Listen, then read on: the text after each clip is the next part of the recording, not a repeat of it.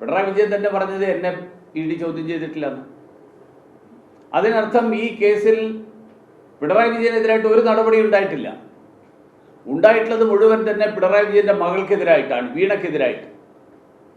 വീണയ്ക്കെതിരായിട്ട് ഒരു കേസിൽ ക്രിമിനൽ കുറ്റം ചെയ്തു എന്ന് ബോധ്യമായതിൻ്റെ അടിസ്ഥാനത്തിൽ, സാഹചര്യ തെളിവുകളുടെ അടിസ്ഥാനത്തിൽ അന്വേഷണം നടക്കുമ്പോൾ പാർട്ടി അണികളെ ഇറക്കിവിട്ട് അക്രമം അഴിച്ചുവിടുന്നുണ്ടെങ്കിൽ അത് മാർക്സിസ്റ്റ് പാർട്ടിയുടെ എന്ത് രാഷ്ട്രീയ നിലപാടിൻ്റെ അടിസ്ഥാനത്തിലാണ് എന്നുള്ളത് ഈ നാട്ടിലെ ജനങ്ങൾക്കാർക്കും മനസ്സിലായിട്ടില്ല.